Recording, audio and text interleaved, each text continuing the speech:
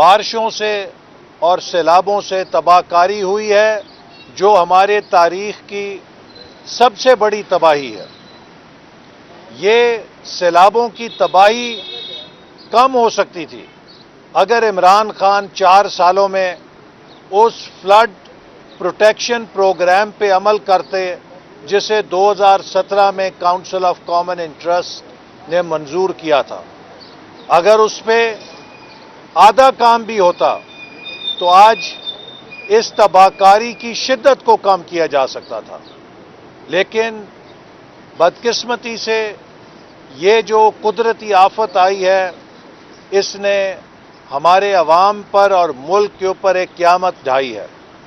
آج پاکستان کا ہر شہری، پاکستان کا ہر ادارہ ان بے سہارا پاکستانیوں کی مدد کے لیے سرگرم ہے۔ حد تو یہ ہے کہ ہمارے دوست ممالک بھی چین سے نہیں بیٹھ رہے، چاہے وہ چین ہے، چاہے وہ ترکی ہے، چاہے وہ UAE ہے، چاہے وہ امریکہ ہے، چاہے یورپین یونین ہے، چاہے وہ دیگر دوست ممالک ہیں، چاہے وہ GCC کنٹریز ہیں، چاہے وہ دیگر ممالک ہیں، سب کے امدادی قافلے آ رہے ہیں اور ان کے مشن آ رہے ہیں تاکہ وہ پاکستان میں تباہ کاری کا جائزہ لیں اور اس میں پاکستان کی مدد کریں۔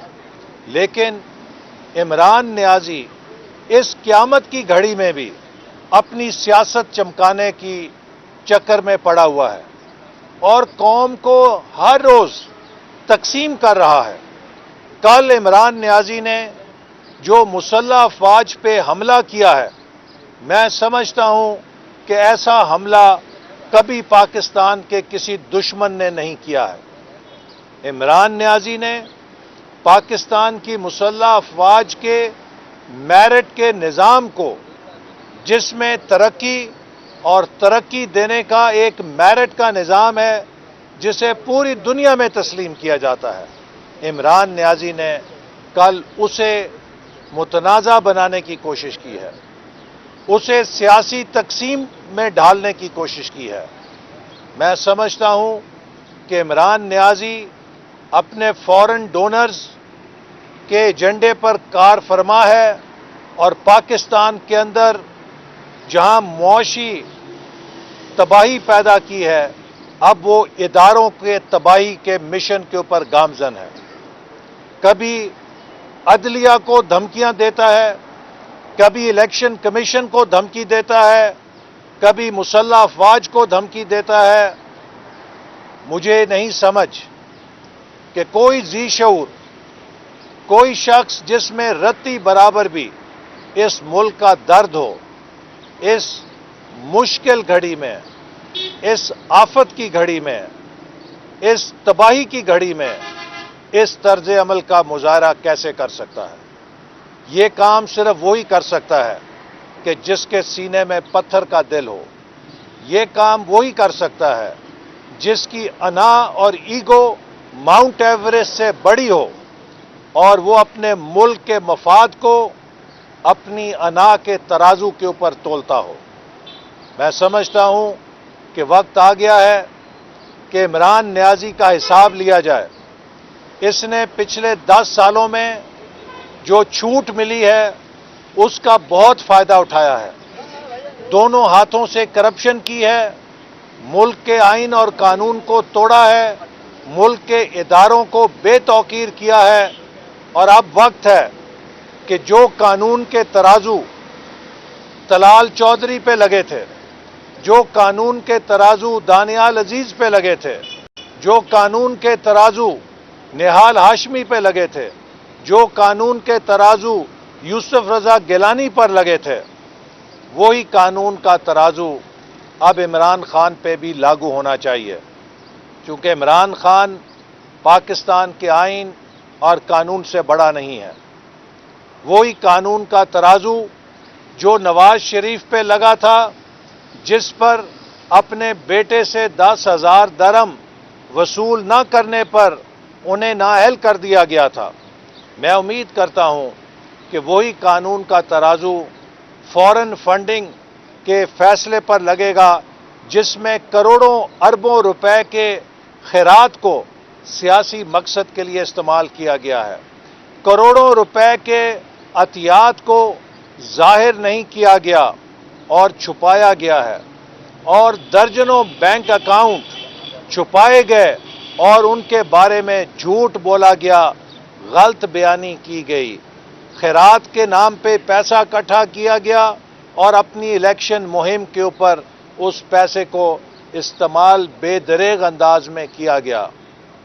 उम्मीद है कि इमरान खान पे भी वही कानून लगेगा कि जो साबिक वज़ीर आज़म नवाज शरीफ को अपने बेटे से पैसे न लेने पर, जो कि कोई जुर्म नहीं है, उस पे नाअहल करार दे देता है, लेकिन ममनुआ फंडिंग, गैर मुल्की फंडिंग लेने पर, करोड़ों रुपए का गबन करने पर अगर वो कानून इमरान खान का नोटिस नहीं लेता, तो पाकिस्तान के अवाम ये सवाल करने में हक बजानिब होंगे कि क्या इस पाकिस्तान में इमरान खान के लिए और कानून है और 22 करोड़ लोगों के लिए और कानून है।